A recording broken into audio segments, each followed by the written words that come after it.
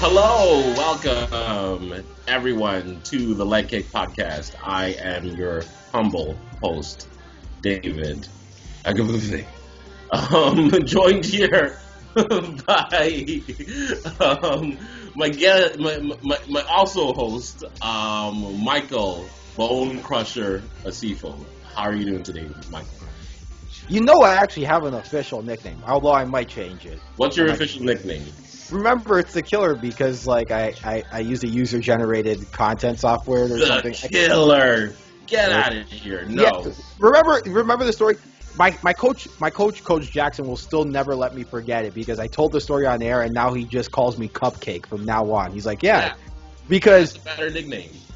Because the story is that when I was looking for a nickname, because I'm Muay Thai Ontario, and by the way, they look like they're in trouble. But I'm Muay Thai Ontario. I love them, but they look like they're in trouble. What happened was, they have like a nickname section. Like, what's your nickname going to be? And I was like, ooh, I want a nickname. So I tried to find a nickname, and I couldn't think of anything. So I went on like, a nickname generator, right, or a name generator. And I type in, type in my name and whatever, and they generate something, and they go the Cupcake Killer or the Cookie Killer or the Cookie something. Like it was something to do with like some sort of pastry and killer at the end, right? And I sat there and I was like, how instead of the Cupcake Killer, how about I just take out Cupcake and I go the Killer, and that was it. That was a terrible story, but thank you very much for sharing it. But I still feel like you should have not gone with the Killer. You should have gone with Cupcake. For those listening, Michael is perhaps the nicest person you'll ever, and most agreeable person you'll ever meet in your life. So Killer is not an apt moniker, I would say. The only problem is Cupcake is already taken by Misha Tate. Oh, just spell it with like a K. Go crazy with it. K with like 3 Ks. Cupcake. Actually, better story of how she got her nickname. She was on a show, and she was like doing a weight cut because she had a fight, and she was on a show, and they had like a cupcake eating contest. And this, I was about to swear, but this woman, what? she ate a lot of fucking cupcakes. So her nutrition. Yo, we don't cupcake shame here on the Leg Kick Podcast, okay? Misha Tate, whoever, eat some cupcakes. It don't matter. Look, I love Misha Tate as much as the next guy, but like this, I was about to swear again. Homegirl ate a lot of cupcakes, and her nutritionist freaked out. The story goes, I don't know if it's true or not, but the story goes that when they found out, they made her throw up like on repeat after the cupcake. They're like, "What'd you just do? Here's a toy. Like, come on, throw up. Hilarious. Now, throw up." This must have been before the ESPN deal, I'm guessing, because I don't know, man. I don't know. Anyway, we're not here to talk about Misha Tate's cupcake eating skills. We're here to talk about the Conor McGregor, Dustin Poirier bout that is happening tomorrow night. Yeah. Solid card.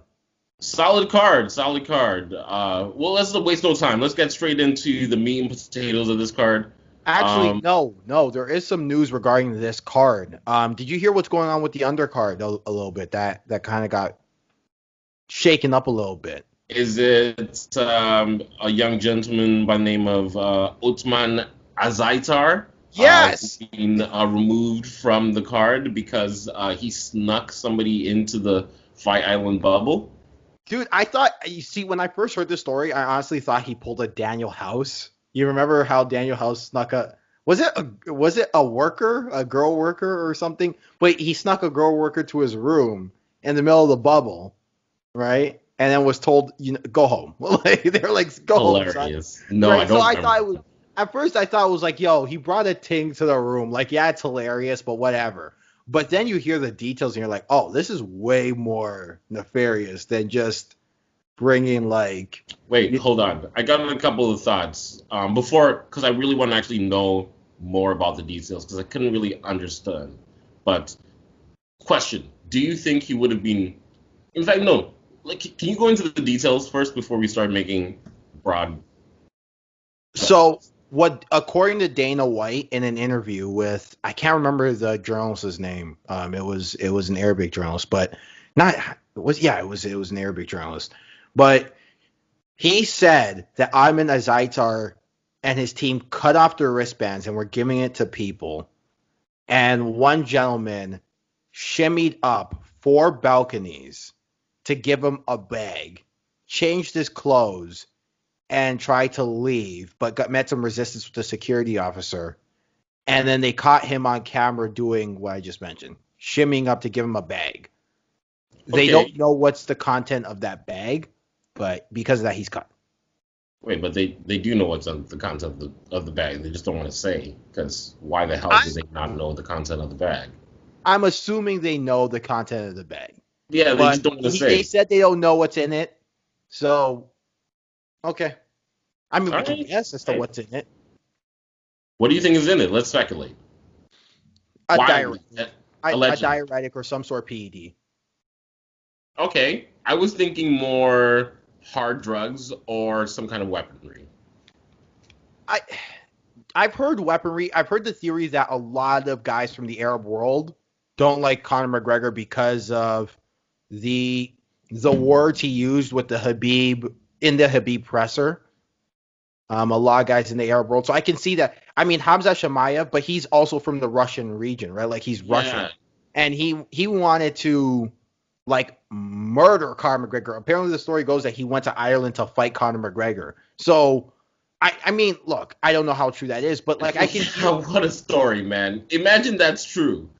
That's hilarious. If that's true, that's really funny. Like, I mean, I don't think he's saying like, "Oh man, I really hated what Donald Trump said about like Nigeria being a shithole country. I'm gonna travel to the White House and try and like what? Huh? Hey, these guys are serious. Like, what was it? Makachev and I can't remember the other kids. Tukugov and the boys went in there and ran up SBG after the fight, remember? So these guys are serious about some stuff sometimes, but I don't know. I don't subscribe to that theory. I think honestly what happened was because Ottman Azaitar even missed weight apparently. He didn't go, like, apparently he was having trouble with the weight. And I think what happened is he wanted a diuretic to flush his system to help him miss the weight. And he, needed the plastic. He needed some sort of bag, right, with some sort of diuretic or PED to help him lose the weight. I think that's the most likely scenario, right? But if you're Dana White, you're not trying to say, hey, a guy was trying to sneak in PEDs. So I can see him hiding that information. I guess. I mean, no, you're right. That does seem like a more likely scenario than like hard drugs or weaponry. But what I would say is that, do you think if it was a more popular fighter that he would have been cut rather than just taken off the card, or not even taken off the card? Like swept under the rug? Like, imagine it was Conor McGregor. Because I bet. Well, Conor McGregor's a different case. Conor McGregor could all the time. Conor McGregor can literally murder a person, and I think Dana White would find a way to justify him being on the card. Yeah, but he asked for it. Like, yeah.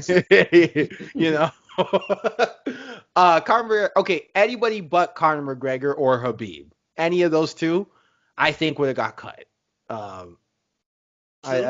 Yeah. Oh, you know what? Even John Jones. I'll throw John Jones in there too.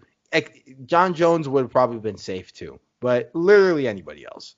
I definitely feel like name factor definitely plays a huge role in this. I know Ottman Azaitar. I don't know if he's relatively new, but yeah, it says here that he's 2-0 after making his debut in 2019. So he's only been in the UFC for like 2 years. But yeah, it's sad though. It's sad though because he was murdering everyone to get to this point. and he gets an opportunity to be on the main card of a Conor McGregor card. Like, that's the stimulus package. Derek Lewis literally got a title shot off of being on the Conor McGregor card. Hilarious. So it's, you get the Conor McGregor stimulus package. Speaking of stimulus packages, maybe that's what he was trying to get.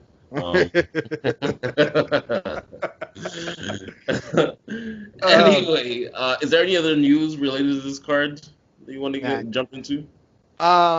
Well, as a result of that, and Arman Tsarukyan's opponent, I can't remember that gentleman's name, but he fell ill. So Matt Pravola was supposed to face Ottman Azaitar. Nazcar Hasbrat. Yeah, he was gonna fight Arman Tsarukyan, and Arman Tsarukyan missed weight by a pound, which it's a pound. Let him go, right? But hey, you gotta be professional. And I'm as much of a look. You know me. I'm the make the weight Nazi. So, right. They basically said, all right, you two fight each other. For Vola, you get 25% of Tsarukyan's purse. And so those two are going to get after it. As a result, all this nonsense. You know what the worst part about this, though, is? I got to say this. And there's probably a meme coming from this now. Morocco and Germany was rooting for this kid. Like, you see when you see the comments and stuff in the UFC, like a lot of people were talking about Azaitar. A lot of Moroccans, a lot of Germans were talking about Azaitar, kind of similar to how when Khabib was coming up, people would be like, Khabib time. Like Russians who wouldn't know a lick of English. You just see Sorrel and then Khabib time. Like, and for him to really squander his opportunity like this is kind of sad. So, he deserved it. And it's one of the stupidest things you could do, but I just feel bad because he had the hopes of two nations on his back, and he kind of just, crumbled under the weight here. Yeah, man. I mean, I don't know. He did the crime. He deserves the time. Yeah. But at the same time, this is why we need multiple organizations that can fairly compensate fighters, right? Because then, if you got kicked out of the UFC, you haven't necessarily ruined your career. I'm sure he could fight in Bellator and make a lot of money as well. So, yeah. I mean, with that being said, I think he deserves to get cut, and I think he deserves to face some sort of consequence. Like, I'm not here saying like it wasn't the right choice. Like, this guy in the middle of a pandemic was sneaking people in and endangering their health, like endangering other people's health, right? So just do what Paulo Costa did. Do what Paulo Costa did. Literally, if you want someone in there, he cleared it with it. This man had a freaking harem for his match against Israel Adesanya. Allegedly had a harem for his match against Israel Adesanya. Didn't help him much, but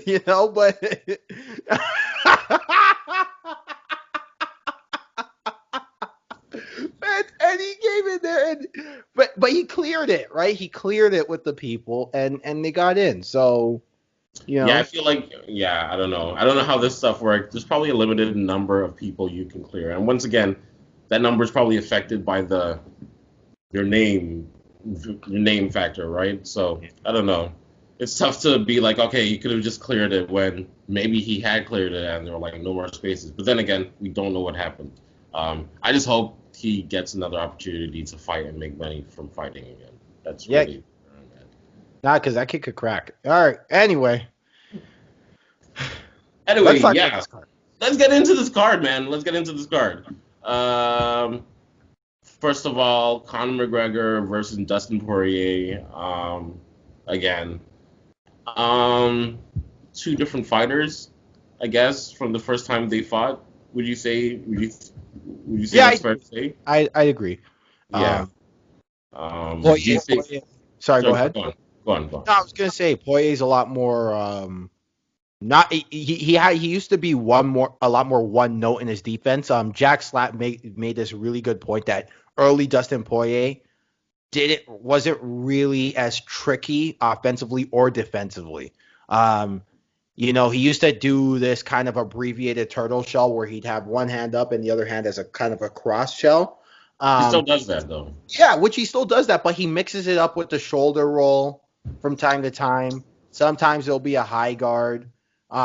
So he's not now of course, the main defense for him is this, because he likes to throw the hook off of here, or he likes to do that, and he does that really well. But he has kind of mixed things up a little bit. For sure. And as a result, I think Conor McGregor is going to notice that this is going to be a Poirier that isn't as, easy to figure out in time. But on the other hand, Conor McGregor's ability to slide in and out of range has gotten better than the first time too, right? You notice in the first fight against Poirier, when Poirier would throw those overhands and hooks, Conor McGregor covered up and rarely was using his head movement to get out of the way. This Conor McGregor nowadays is going to really take advantage of those looping shots and get at and dart out of there and hit him with something over the top. So, two different kind of guys now, right? Both of them have improved leaps and bounds from what they were, and it's going to be interesting to see. Yeah, man.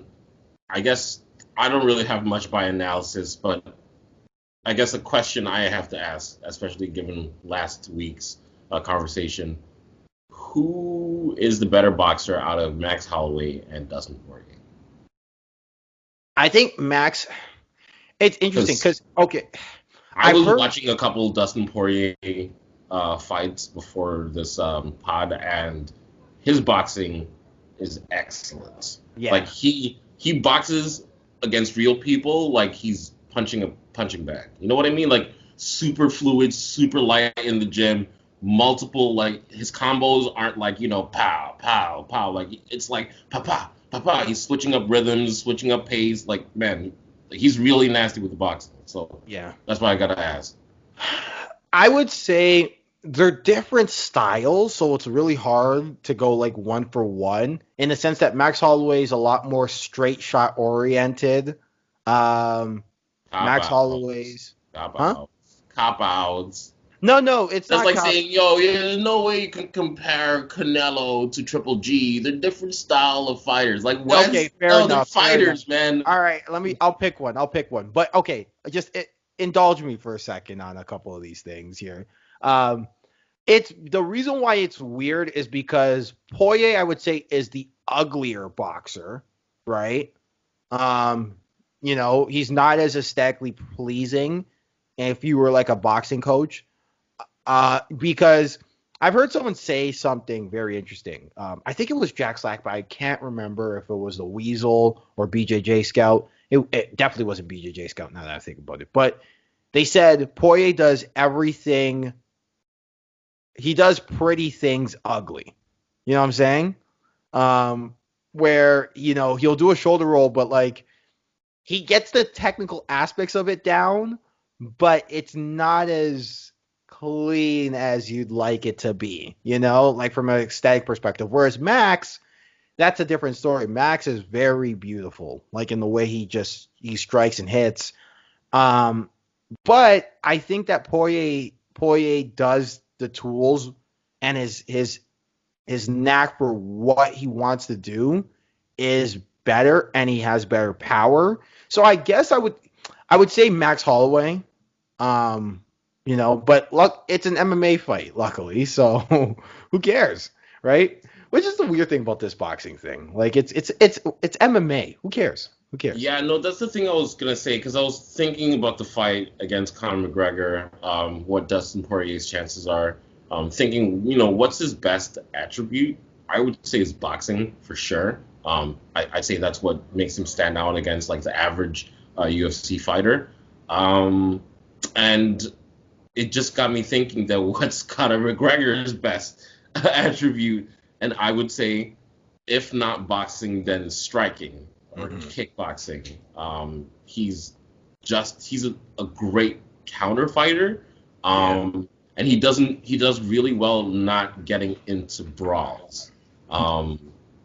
Like his movement is really good, and so is Dustin Poirier's. But the way he fights, he's like aggressive, but in a way that he's not gonna Justin Gaethje put his like nose on your chest and try and grind you into the cage. Like he's gonna he's gonna be clever with it. Not to say Justin Gaethje's not clever with it, but he has a little bit more aesthetically. There's a lot more like that you can pick up. That's a lot more subtle in Conor McGregor's aggressiveness. Yeah, McGregor has a very interesting aggressive style in the sense that like he's pressuring you, but he's pressuring you with movement and like the threat of him exploding into you with that left hand, right? Which is another interesting dynamic because once again, what is Dustin Poirier's best attribute? It's got to be that straight left. That straight left is money. Like I was watching again the Dan Hooker fight, like, and even the Justin Gaethje fight, man. He would throw that thing and have that thing back like it was like a whiplash or something like that. It was so quick. And, you know, is it better than Conor McGregor's left? I don't know if I would take that. Definitely. Yeah, I don't know if I'd go that far, but it's accurate. And it's not only accurate, I've seen him throw it at more intensity than Conor McGregor, than I've ever seen Conor McGregor throw it. Really? Because Conor McGregor's, like, that's his ultimate, like, that's his game over. Not like in terms of, okay, intensity may be the wrong word. Not in terms of, like, power, but I mean, like, in terms of, like, almost in the Max Holloway, in terms of like numbers-wise, and volume. Like, you know, like if he wants, he could land like or throw at least like 30 straight shots around easy. Yeah. Like he's gonna just pepper you with a jab and line that shit up every single time. So I don't know. It's just a thought. I don't know who's gonna win, but that's probably what I'm gonna be watching. Who's winning the boxing exchanges?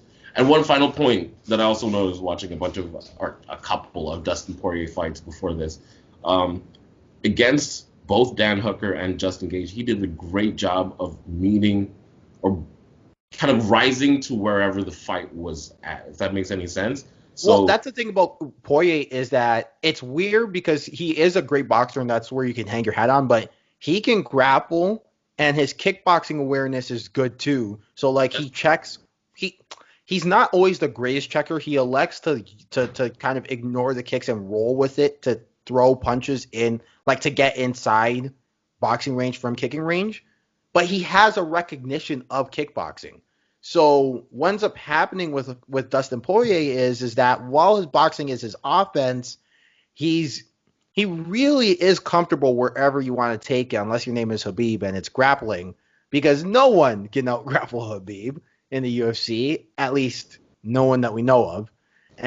But you know, he's solid down there too, right? And that's the interesting thing about Poirier is I wonder if Poirier is going to kind of troll us all and try to grapple with Conor McGregor, at least early, to kind of get McGregor's arms. Poirier is not going to grapple. And that's another thing I want to talk about, and we're spending quite a little bit of time on this, but no worries. Poirier is not going to grapple McGregor. In fact, going into this fight, I just also watched like the pre-fight presser. But wouldn't you think it's the smart thing to do though, for him to at least not? I'm not saying of course it's the smart thing to do, but why would he want to do that? That's not what he's getting the fight for. Nobody gets paid to grapple Conor McGregor unless your name is Khabib. Like, who cares? Who cares? No, who cares? You already got the pay. It's not like Dana White. It's not. Look, 50 G's is not going to matter.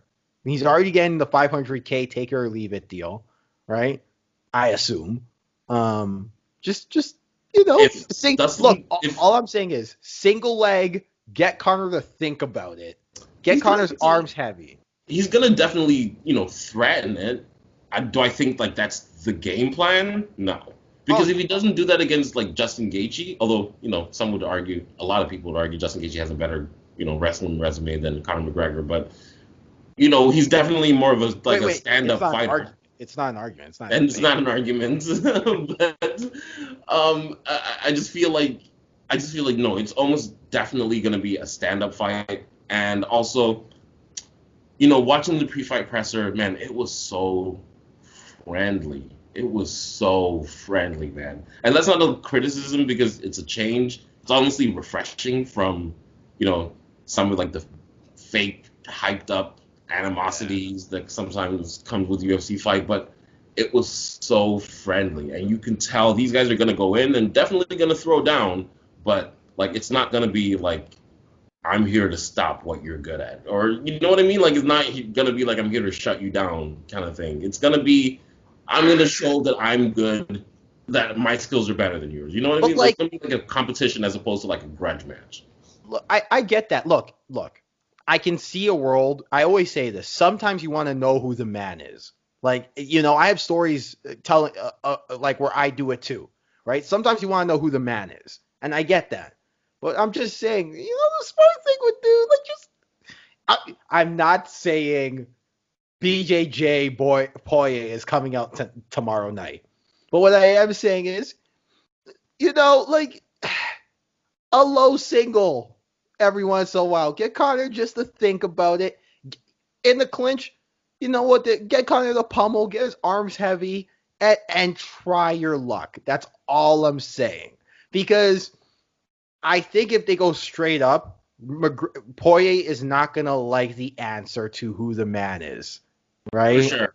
That was gonna be my last point, is that what I've noticed is when it comes, Poirier loves a brawl, and I like a fighter who loves a brawl. Now that I understand the sport a little bit more, I love it less. I like it a little bit less. But I understand, fighters who like brawls. But you can't brawl with Conor McGregor. Like, you can't think you're gonna be in the pocket, like landing like multiple shots with Conor McGregor. He's gonna maybe let you do that once or twice, and then he's gonna time you and he's gonna knock you out. And Conor McGregor was saying that the last fight was 60 seconds. This fight, 90 he's seconds. predicting Now he wants 96 60. knockout. That's ambitious, but man, it's gonna be He wants interesting. 60. I mean, look, I don't think it's going to be 60. I think Poirier is much more improved, but I just think early you cannot. McGregor is too fast, too explosive, has too many tools that he can go to. And by the way, an underrated chin that if you do try to like just play him straight up, right? You know, you're not going to like the answer as to who the better striker is. At least early, right? I think one of the things that Nate Diaz did was that he kind of played the Danielson. Actually, no, that's a bad example. I was going to say he kind of played he kind of played a rope-a-dope style where he's taking shots, right, and taking them well, and then kind of came on McGregor like later in both fights. I can definitely see a world where Poirier can do that because Poirier's chin is definitely improved from when he was at featherweight. So I can see a world where, guess what? He can take McGregor's left hands over and over. I just don't know for sure if that's his game. Like, those Diaz brothers are zombies. Like, they don't get knocked out. Even the one knockout that Nate Diaz had against Josh Thompson was a shin to dome head kick TKO. As in, Nate Diaz was still awake. They just stopped it. So, it takes a lot to get Nate Diaz down. And so to use that as an example as, Poirier can definitely take the shot is weird. It's not the same. It's just weird. So, I mean, but then again, he fought Justin Gaethje, and I think Justin Gaethje's a bad matchup for Conor McGregor. So, and he beat Dan Hooker, who once again is a nightmare matchup for Conor McGregor.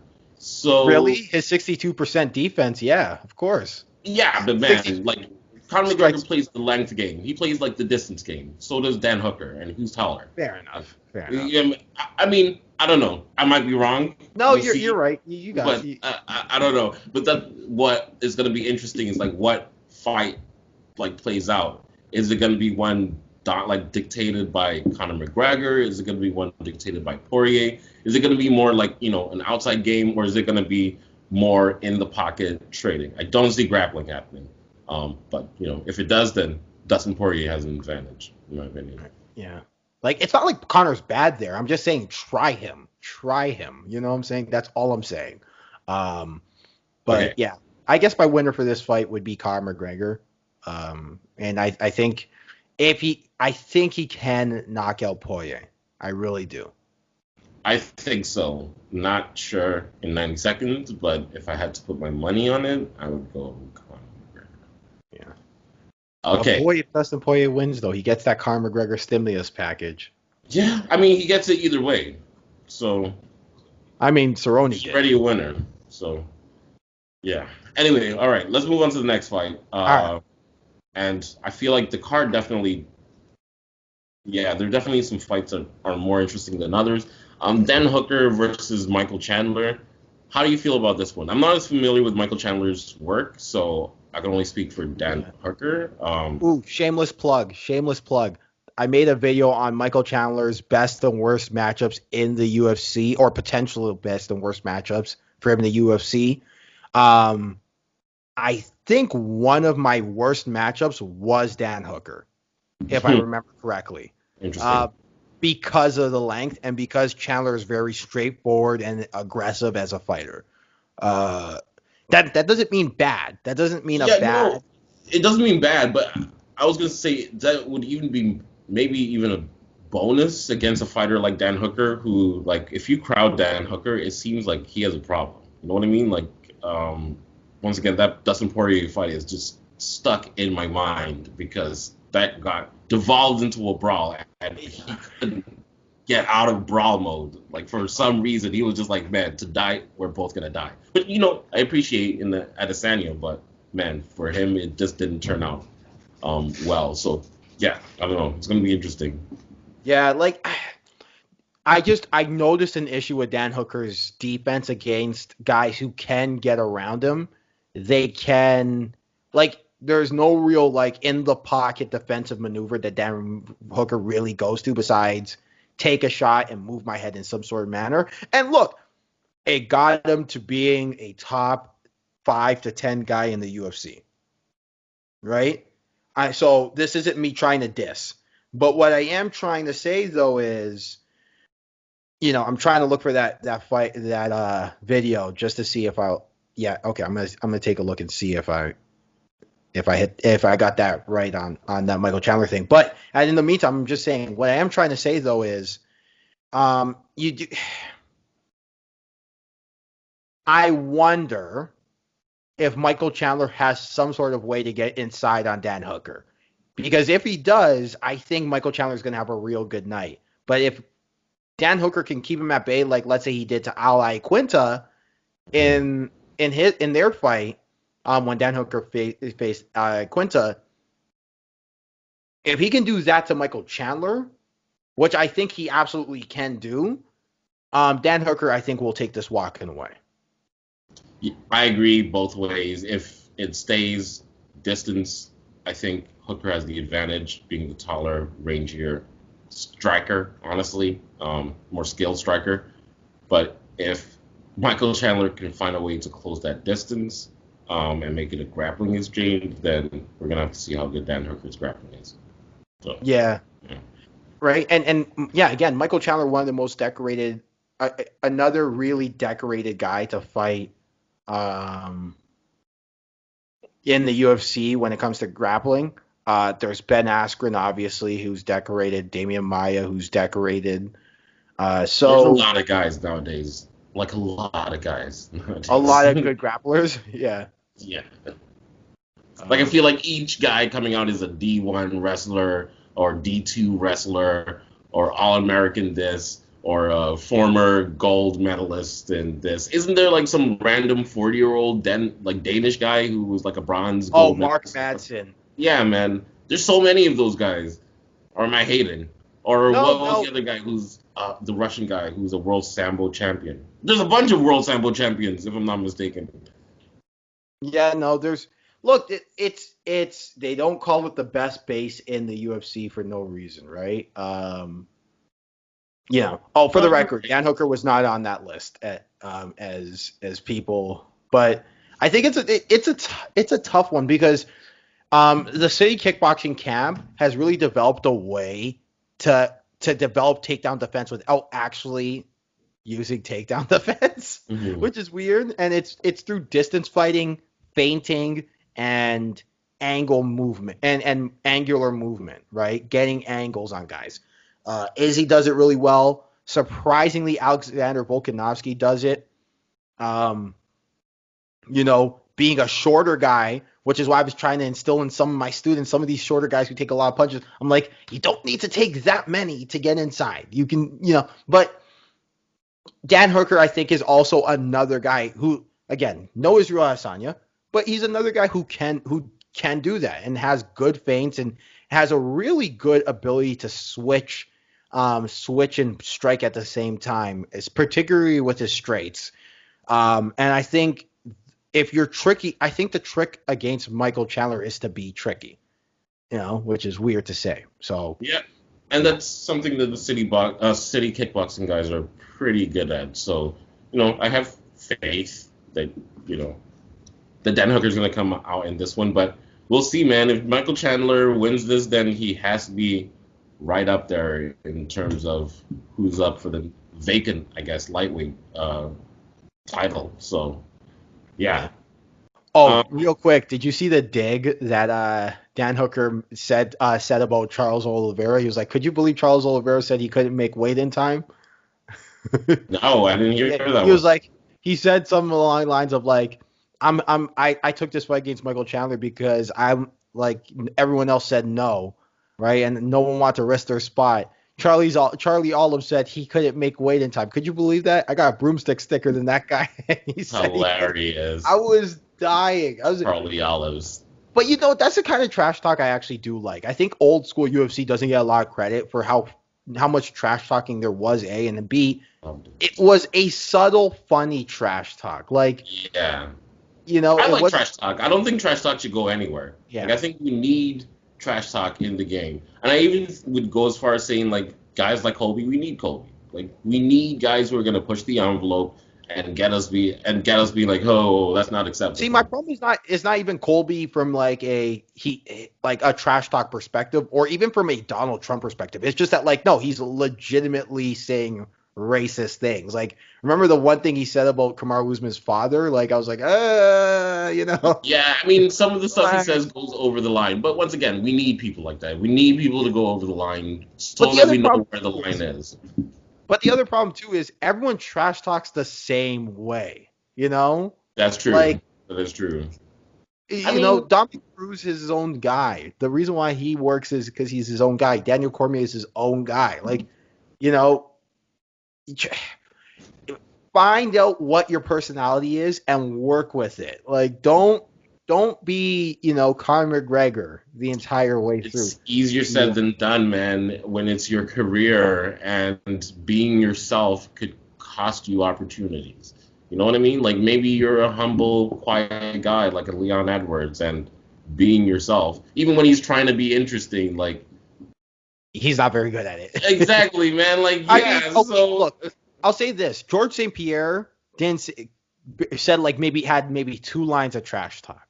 But because he was an interesting guy to listen to, because he was a charismatic guy, because he carried himself and there was an aura about him, he got opportunities. He was in movies. He was in literally the Captain America movie, right?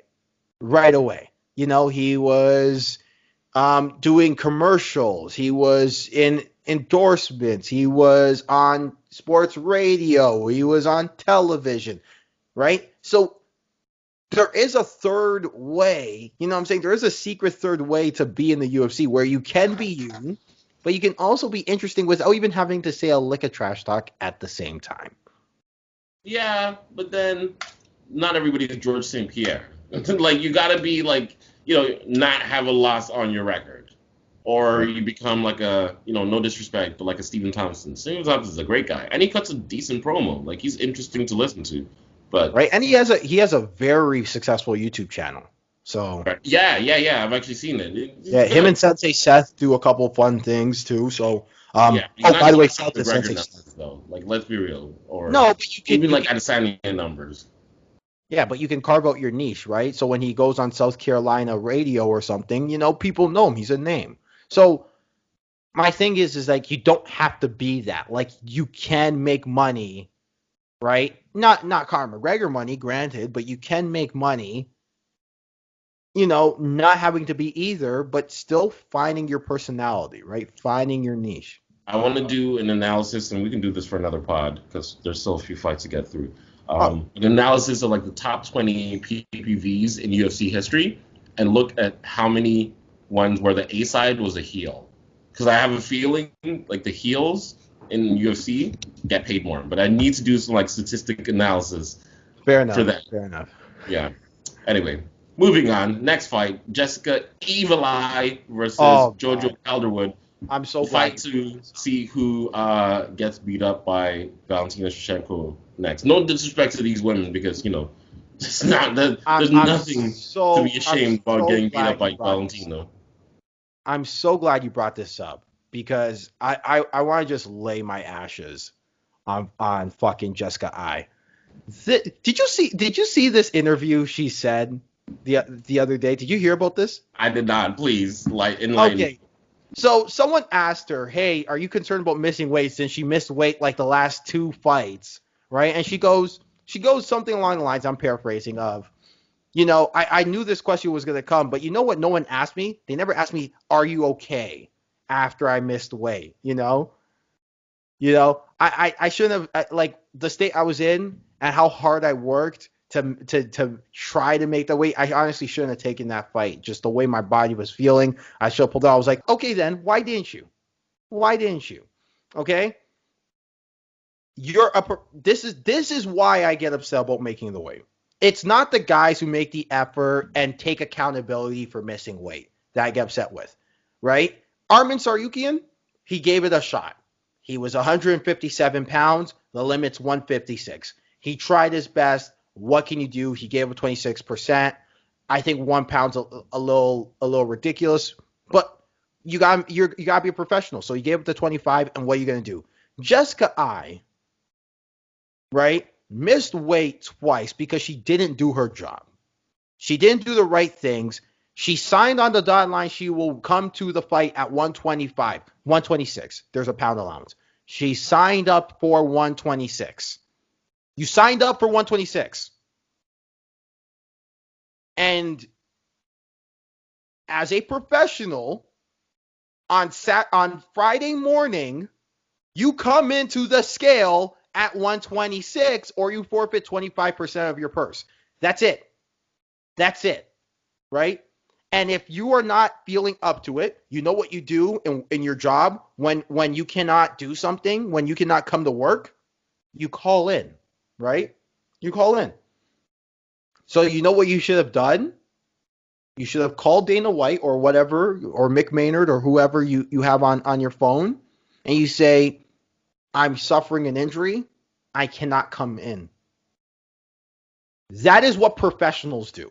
Professionals don't get mad at the media because you're too busy eating ho-hos and Twinkies. Hey, yo, okay, No, that's no, no, enough no, no, slander. That's enough no, no, no, slander, man. no, no, Look no. at this. I'm Look not at done. this. Look. Take this in. She made weight. Number one, I she know, made weight this I week. know. So like, you're actually just flaming her for something that No, happened in no, like the distant because past. she's had issues with this, but she's blaming everybody else for the fact that she's too busy eating cupcakes. She's the real cupcake of the UFC, not Misha Tate. She's the real cupcake because she's too busy eating hamburgers, right? And fries and maybe some shakes after at the Wendy's or wherever you go get your I shakes really at. gotta ask, Maybe, what is your deal with fat shaming? Like, I'm not fat shaming. I'm not fat shaming. It's not about fat shaming. It's about not, it's but about being a professional. It's about being a professional. deeper though. Deeper though. There's one thing. It's one thing to miss weight. I agree with you on the weight, but I think to her point, we treat fighters like they're pieces of meat, and we don't care about what goes under the light. All we care about is,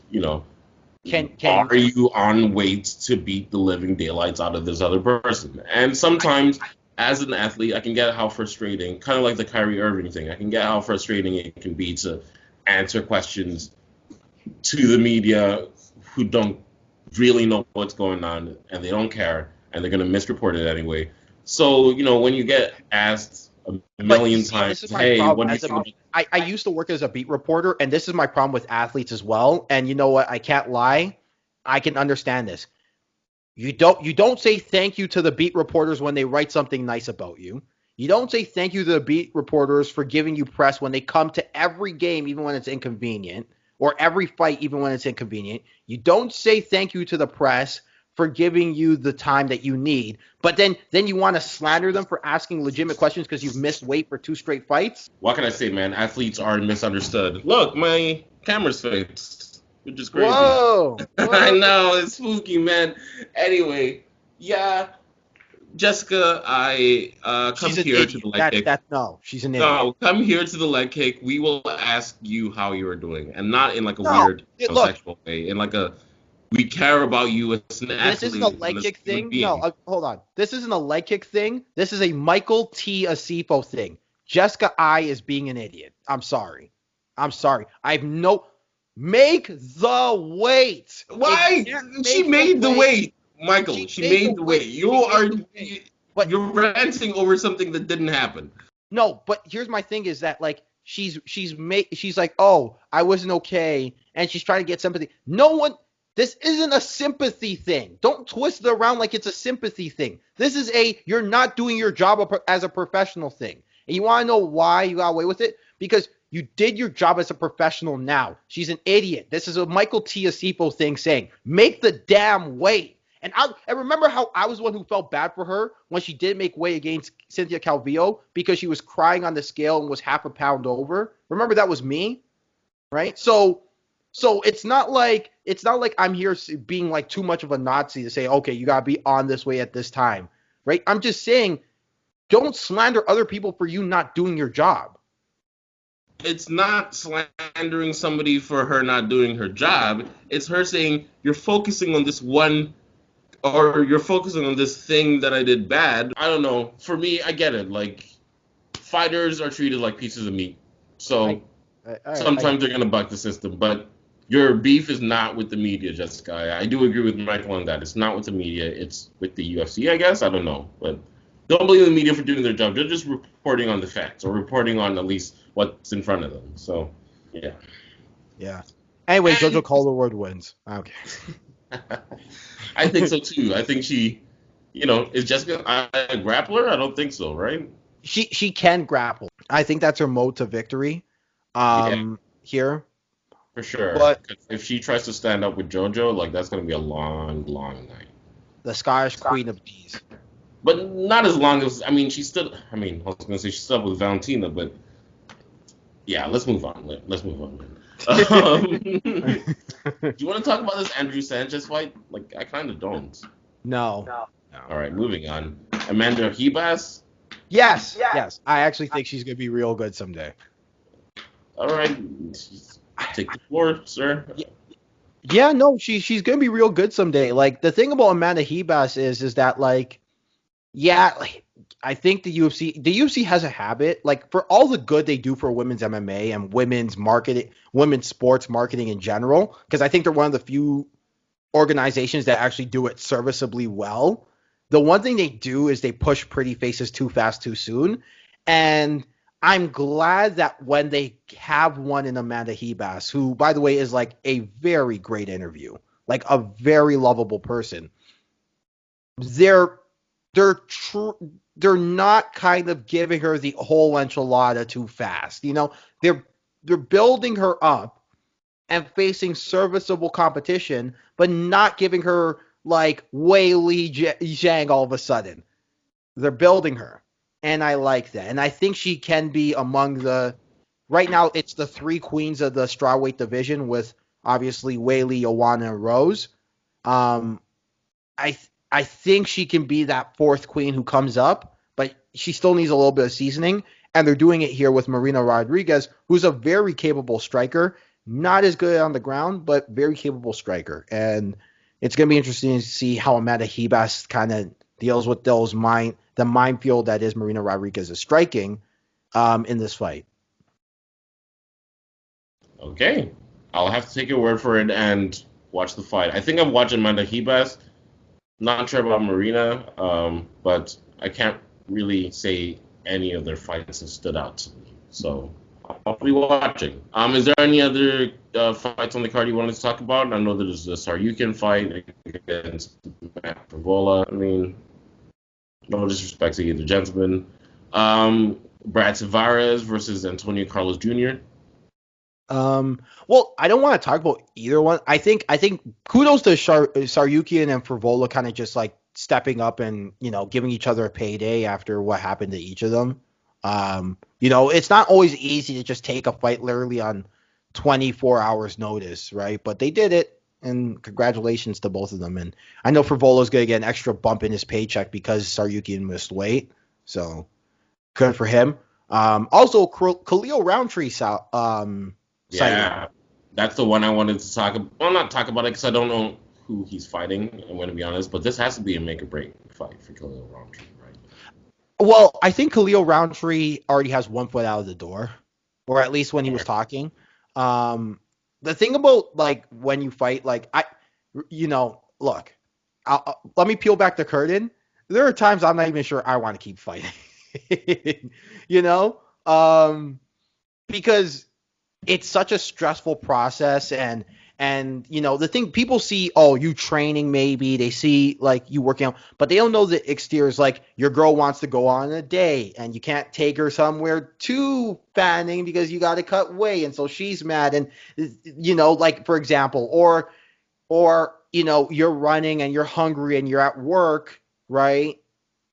And you're stressed out, but you can't really go off on your boss because you're working. And, there's a lot of things that go in behind the curtain that are kind of part of the gig, and no one should feel sorry for you. I'm not going to lie. Like, they shouldn't feel sorry for me.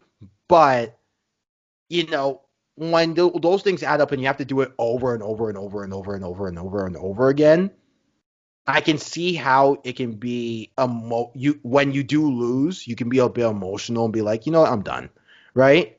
So I don't know if that means his commitment to the game is truly bad, or like truly in a one foot out the door. But I will say this is a guy who can do other things and seems like he wants to do other things. So, right, like, Why not, man? You're barely getting paid, Khalil. You can do so many other things. Whatever. Did you have a job before this?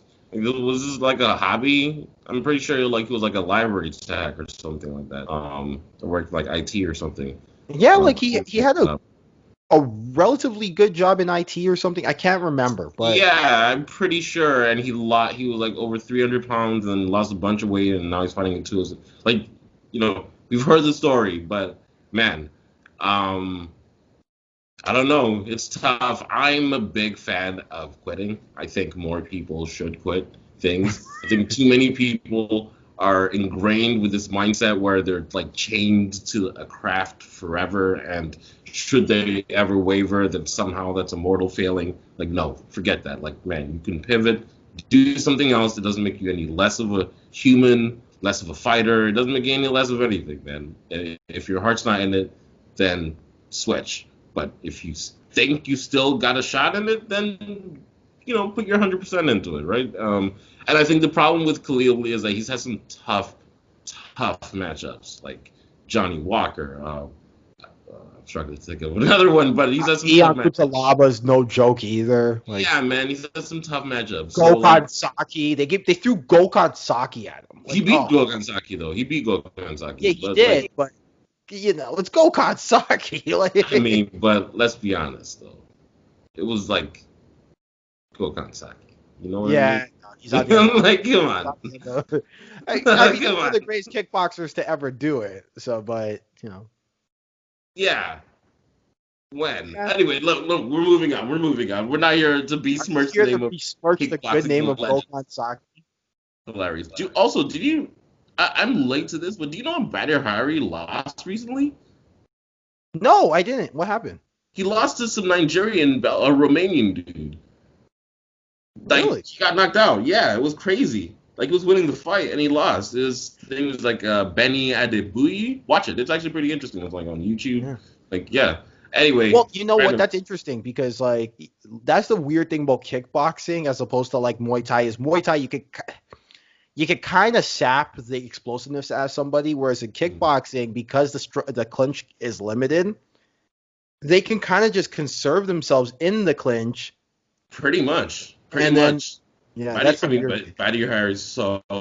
I mean, that's like the nightmare guy you want to face off against in like a sparring match, or I can just imagine coming up against a guy like that at the gym and just being like, "What? 6'6", throws like he's Ngannou or something. Throws like you owe him money, man. Like the way he's throwing he literally hits like he's hitting like a heavy bag or something like that, and not in like a Dustin Poirier like light touch, tap way. Like, he's throwing everything. He's trying to kill the bag. Like, literally, man.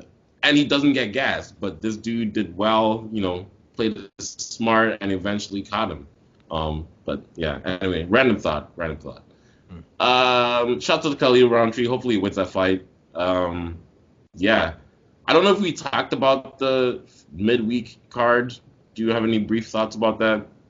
Oh, actually no, but shouts out to Michael Chiesa. Michael Chiesa called out Colby Covington. God bless his soul. He said after he's shooting a shot. I like it. I like that matchup. I don't like Colby Covington's chances in that. Actually, you know what? I do. I mean, if it gets into grappling, we'll see. No, Colby Covington. Look, Colby Covington is. I wouldn't say he's a better overall grappler, but I think he is actually the better wrestler. Better wrestler, but the fight's not done in wrestling. Like, you got to wrestle to transition to something. And I think Colby Covington's output, like, people forget, man, Colby Covington's got a super good chin. That's true. And cardio for days. The only reason why he was gassed against Kamaru Usman is because Kamaru Usman also has cardio for days. Yeah, and has a great chin, and yeah. And honestly was losing that fight. Let's not even forget. Like, yeah. I wouldn't even say he was losing. It was just so close. It was so close. Yeah. Like, also, my one thought about that midweek card, and I guess it's kind of related to Colby and Kamaru, just UFC take this giant L. Take this giant L for hosting an event the exact same time as the U.S. inauguration. Coincidence? Methinks not. Really? You think so? You think it wasn't a coincidence? Exact same time. Like, Biden was literally on stage as the main card was starting. Like, it was the exact same time. I really wonder what happened, because there was the UFC and the Obama administration had a really good relationship at first. Yeah, I don't know what's happening. I don't know what happened with that Obama administration, and I don't know what happened with Biden and Dana. Because the story is Biden called Dana to speak for some sort of benefit, right? And to like speak around, the states for some sort of benefit. And Dana was honored, and he told Ariel Helwani about it when him and Ariel Helwani were still cool. And that was years ago. I want to say it was like 2009, 10, like when Dana was still like skinny, or skinnier than now. And yeah, they just kind of deteriorated, which is interesting. I really want to know what would happen. I would love to be a fly on the wall for how things change. Now that he directly endorsed his opponent, I think those ties are dead. Also, quickly, I just wanted to say for that midweek card, Warren Murphy, is that 6 in a row? Anyway. I think so, actually. Wait, is that Warren Murphy, or is that... Oh, no, that's the guy, Al Murphy. Never mind. All right. Any other things you wanted to talk about, Michael? I'm pumped for this fight tomorrow, man. I don't know about you. I'm gonna be excited. I'm excited to watch it too. There's not a lot of fighters I feel that get me like actually excited for like the card. You know what I mean? Like Adesanya, Conor McGregor, GSP when it happens ever. That's about it. Khabib. I watch everything though. I watch everything, but you know what I mean? Like that is like, okay, like this feels like a big night kind of thing. Yeah, that's the thing, right? Like you watch. I think there's certain fighters that like you go like, you know what, clear the schedule, don't call, don't text, no nothing, right? Those are the kind of fighters. I don't know if Conor McGregor is like that for me anymore, but I really did. For a while, like I know he's not a Taekwondo guy, and Stefano. You hear Stefano rolling his eyes. I can already see it. In some universe. He rolled his eyes, but like he was very kind of similar in his stance and the way he moved, and I was like, I feel like this guy could like karate / Taekwondo with the way Conor McGregor and Stephen Wonderboy Thompson and all these guys are doing their thing. They can make it. What's the word? They can make it like they can make it they can bring it, in terms of reputation, they can bring it back to respectability. And so for a while, Conor McGregor was kind of a guy that I wanted to do well, but then there was the extracurriculars with him, and now I'm kind of, I don't know, man. With this new presser, it really seems like he's trying to do a rebrand, trying to be like the nice guy Conor again, or for the first time, I should say. Well, my issue with him was always that, like, I like him as a style, and I think he can be a good champion, but it's just that when you really think about it, I really didn't like how they didn't give Jose Aldo a rematch after. I know he got knocked out, and he got knocked out pretty convincingly, but for a guy who's like the longest reigning featherweight champion, give him another crack at it, right? And I didn't like how they tried to avoid Khabib, because they did try to avoid Khabib. So those are my issues. Those are literally it. Like, hey, fair enough. Anyway, Michael, man, we talked each other's ear off today. What is that? An hour? Yeah. Well, we'll take some out. There's some things I said about Jessica I that. No, actually, man, keep those in so that you have to live with the words that you said. No. I'm gonna keep the things in, except for maybe the things like calling her bleep and also calling her beep. I'm kidding. That's the guy. This guy. Anyway, have fun eating those ho-hos, Jessica. Do they still make ho-hos? Like, I haven't had a ho-ho in so long. I don't even know what that is. I wasn't born in North America. They're like these cakes like with cream in the middle.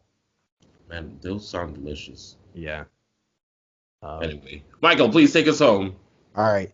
In a world where Jessica I is eating Hostess cupcakes and Twinkies and blaming everybody else for missing weight, just remember, you got 3 things.